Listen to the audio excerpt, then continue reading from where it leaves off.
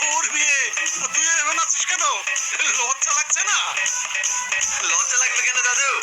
নিজের বিয়ে আজ আমি কবে করবো? বাজা পাগল কোথাকার। এই ভাই তোর ভাবি কেমন বল? তোর ভাবিকে তোর পছন্দ হয়েছে তো? এখনো বল। তোর যদি পছন্দ না হয় আমি কিন্তু বিয়ে করতে যাবো না। পছন্দ হবে না মানে? হেপি দেখতে সত্যি তোর কপাল ভালো যে এত সুন্দর একটা মেয়ে পেয়েছি। কি যে বলিস? দেখিস ওকে পার করে যেন আমাকে ভুলে যাস না। না রে তুই আমার বন্ধু না, তুই আমার ভাই। আমি তোকে বুঝতে পারি না।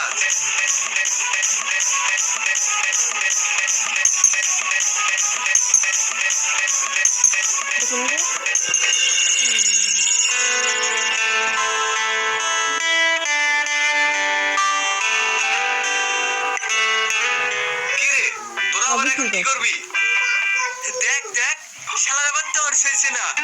তুই এখন বেড়া, ভাবির সাথে আমাদের পার্সোনাল দরকার আছে। আমি থাকলে আবার সমস্যা কিসের? বেড়া তো।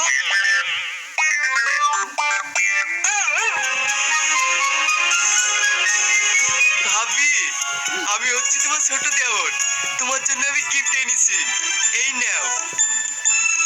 ভাবি প্লিজ দেখো তোমার জন্য কি এনেছে। হ্যাঁ ভাবি আমিও তোমার দেওর, এই নাও। এই নাও ভাবি এটা তোমার জন্য।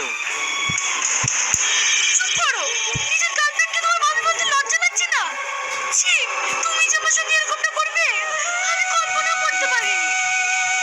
তুমি তোমার নিজের গার্লফ্রেন্ডকে তোমার বন্ধুর সঙ্গে বিয়ে দিয়ে দিলে, তুমি কেন এটা করলে? দেখো আমি যেটা করেছি তার পিছনে একটা কারণ আছে।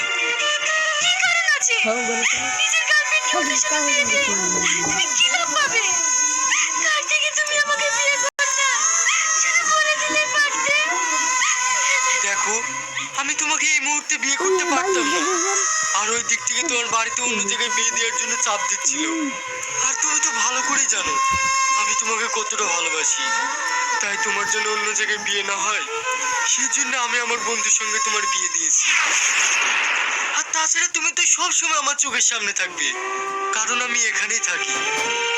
তুমি কি সব আবল তাবল কথা বলছো?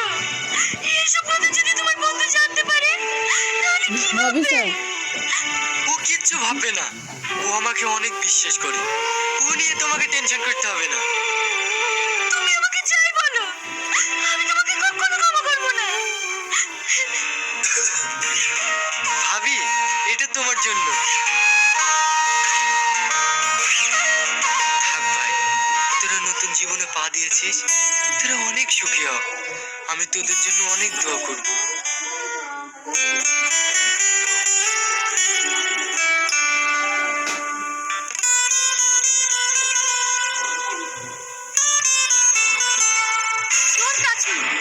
আমাকে স্পর্শ করার চেষ্টা করবে না। তুমি কি বলছো? আমি তোমার স্বামী, আমি তোমাকে স্পর্শ করবো না। স্বামী? কিসের স্বামী? আমি তোমাকে স্বামী হিসেবে মানি না, কারণ এই বিয়েটা আমার ইচ্ছার বিরুদ্ধে হয়েছে। তুমি আমার সব স্বপ্ন শেষ করে দিয়েছো, আর আমার স্বপ্ন ভাঙার কারণই হচ্ছে তুমি। এইসব তুমি কি বলছো? হ্যাঁ আমি ঠিকই বলছি। আমার স্বপ্ন ছিল আমি ডাক্তার হব, আর সেই স্বপ্ন তুমি শেষ করে দিয়েছো। আমি তোমাকে কোনোদিন স্বামী হিসেবে মেনে নেব না। ঠিক আছে আমি তোমার স্বপ্ন শেষ করেছি তো, আমি তোমায় কথা দিচ্ছি আমি তোমার স্বপ্ন জুড়ে দেবো, আর কোনোদিনকার জন্য তোমার সামনে স্বামীর অধিকার নিয়ে দাঁড়াবো না। তুমি কাল সকালে তোমার বাবার বাড়ি চলে যেও, আমি তোমাকে আটকাবো না।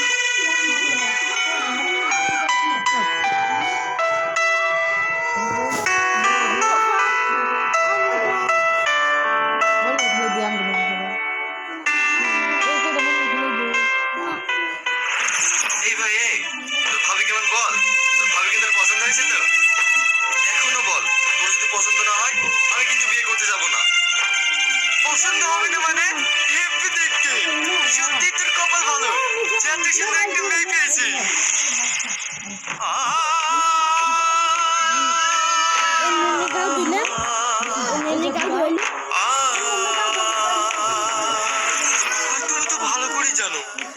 তোমাকে কতটা ভালোবাসি, তাই তোমার জন্য অন্য জায়গায় বিয়ে না হয় সেই জন্য আমি আমার বন্ধুর সঙ্গে তোমার বিয়ে দিয়েছি।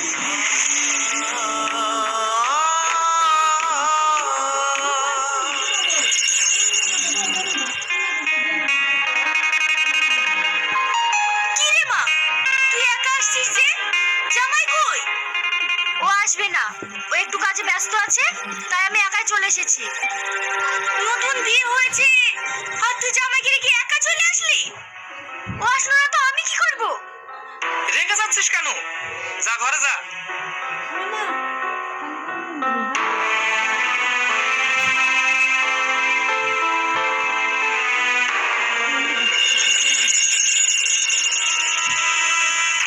কিরে, এখানে এইভাবে মন খারাপ করে বসে আছিস কেন? আর ভাবি কোথায়? নিশ্চয়ই রান্না করছে।